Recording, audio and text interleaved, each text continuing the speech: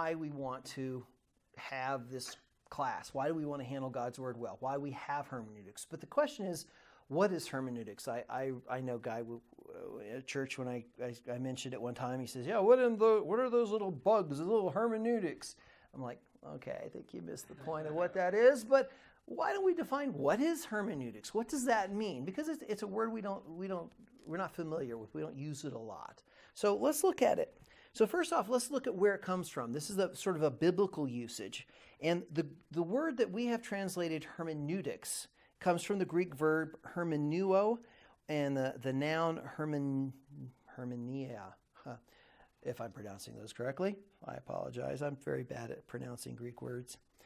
But this comes from the Greek mythological figure of Hermes. And if any of you who studied Greek mythology, you know that Hermes was the wing-footed messenger of the gods. He's the guy who is going to take the message of the gods, and he's going to bring it down to men and communicate. And so he basically is taking the message of the gods, which is beyond man's understanding, to mortal man. And so that was his task. That was what Hermes' task was.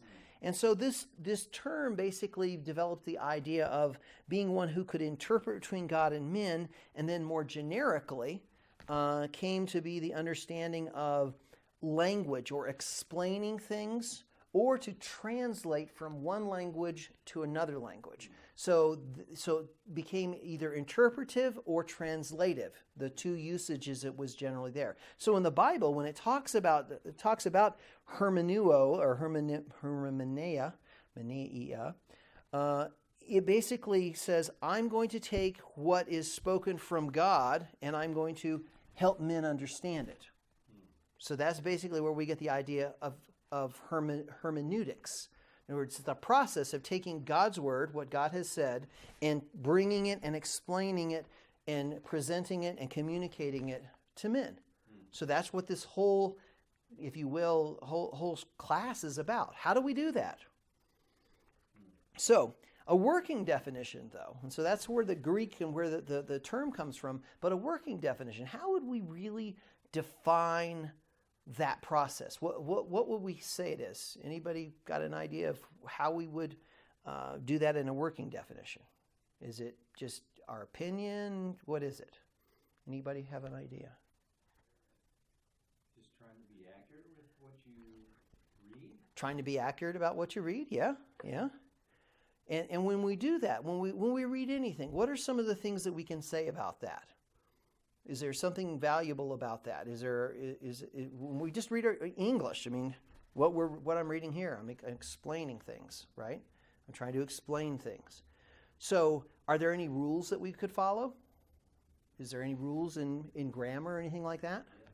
Yeah. We know language because God has given us language. And he's basically saying, look, I've given you rules of how to communicate. We understand each other. Now, sometimes we misunderstand each other, which is true. That happens.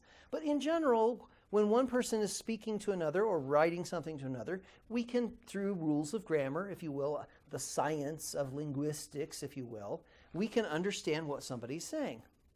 But sometimes you got to make a judgment call. Well, did they mean big or huge? Are they late? Are they early? I'm not sure exactly what they're saying. So there's some artistry, if you will, in it.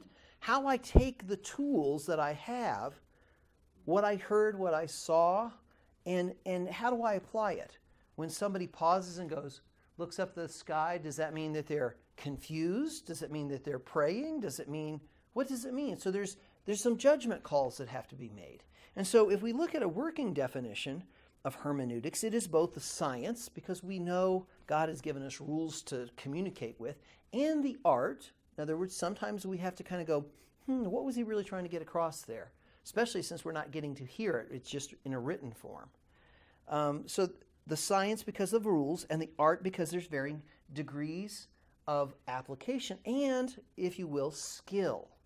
That's very important because this is something that we all develop in. You might be able to learn a set of rules, but how do you apply them? Think about a carpenter. A carpenter can have the same set of tools as somebody else has. But a carpenter is skilled at using them. So they're going to cut things straight. Things are going to go together. They're going to be measured. They're going to work well. They're going to know how to sand stuff properly versus the little wobbly thing or the funky birdhouse your kid gives you. A carpenter is going to be able to do it very well. So same tools, same material, but different sets of skill in how they apply it to come up with a better result. And we're going to see there's that artistry, that skill, that development, even if we all have the same toolbox to work from it. And that just is going to be time and energy and practice and practice and practice and experience and learning. And that's where we're going to go over time. We all want to improve in those areas. Now, from a familiar definition, so we talked about sort of the biblical definition, we sort of talked about working definition, but from a familiar definition, it really is the fact that we practice hermeneutical interpretation or hermeneutics all day long. We all talk with each other. We communicate with each other. We have body language. We have all these different things. And so we all practice this all the time. So even though this is a big word, we do it regularly. And sometimes people think the Bible is different than that. Well, gosh, it's the Bible. I have to read it differently. I don't think that I have to create an allegorical story about what you were trying to tell me if you say, hey, let's go have lunch. What does he mean? This must be a journey of eating. And I need to... No, you meant, let's go have lunch. Now, the only question I have to ask you is when, where, and what are we going to have? Those are, now there's a communication, there's a dialogue that comes along with it. So we're familiar with this kind of stuff. Now, if you told me a story, I might have to interpret it a little bit differently.